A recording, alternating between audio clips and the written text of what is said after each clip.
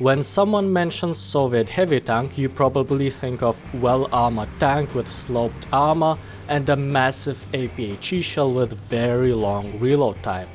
Soviet heavy tank IS-1 is the first vehicle to have first signs of famous Soviet sloped angles that results in random ricochets, which sometimes can save you life, and at the same time tank still has the reload speed similar to other low-tier tanks.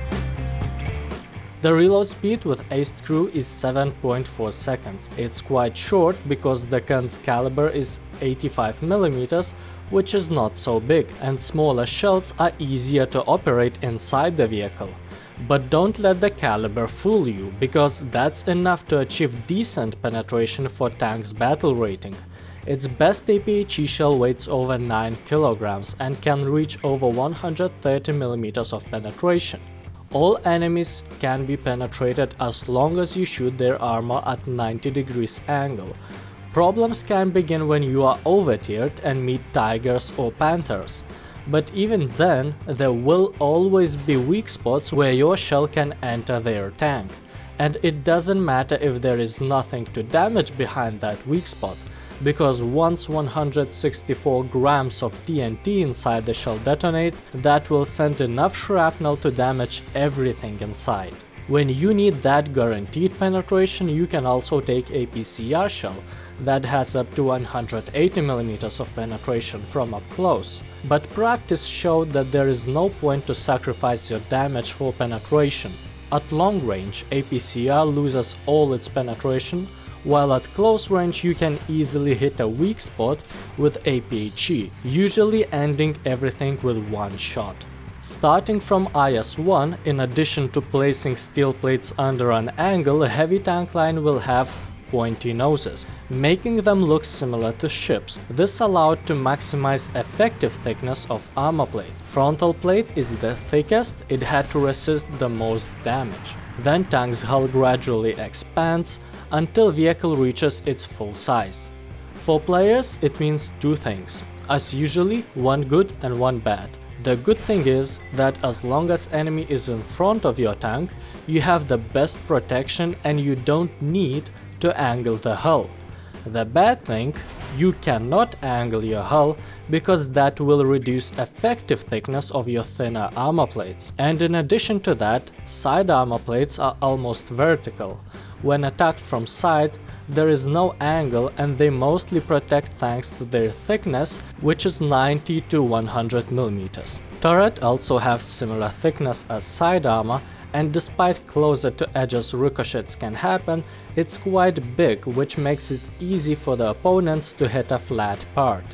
And thickness often is not enough to resist enemy's shell, so turret will be your weakest part when attacked frontally.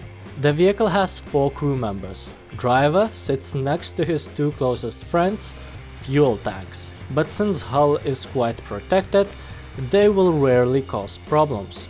The problem will be with the rest of the comrades, tightly sitting in turret, which as mentioned before is quite weak, and once penetrated, even shells without high explosive filler can do enough damage to get all 3 of them killed at once, sending you to hunger. So overall armor is quite thick and can stop random shells inaccurately fired from uncomfortable positions, so you don't get penetrated often. But when you do, your team can start pressing F to pay respects. A lot of Stalinium armor has negative effect on mobility. The maximum speed is 42 km per hour, but realistically tank accelerates to 35, and once you start turning, even that speed drops significantly. But surprisingly, backwards tank can move at 16 kph, that's because there are 2 reverse gears, which is an unusual thing for Soviets. That makes it easier to escape tough situations that can occur because of your poor maneuverability. Relatively small gun allows tank to have -5 degrees of guns depression, which is not so much, but later Soviet tanks have even less, so you can count it as an advantage. Turret's rotation 14 degrees per second, that's slower than almost everyone. and elevation of 25 degrees is enough for your main gun and mostly limits the small caliber coaxial machine gun if you shoot planes. Tank doesn't have any subtle advantages or upgrades, it's basically a standard, well-armored tank. In arcade, IS-1 feels great, and I would always choose this heavy tank instead of a medium.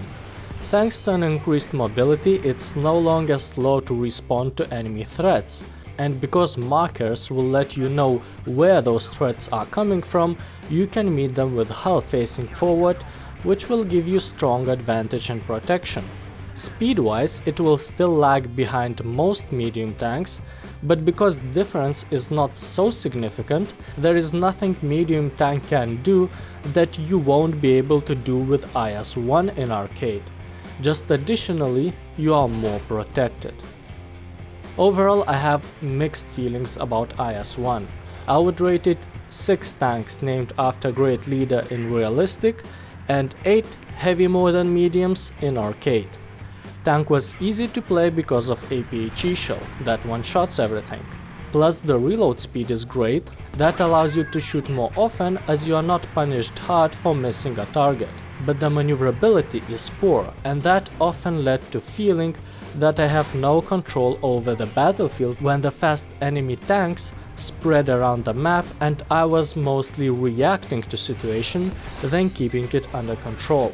And then good frontal protection becomes quite useless, as you don't need it when someone is attacking you from sides, but you can still feel heavy armor limiting your mobility. So despite its good all-around heavy tank, it was quite uncomfortable to play knowing that you don't have very significant advantages and mostly play reactively.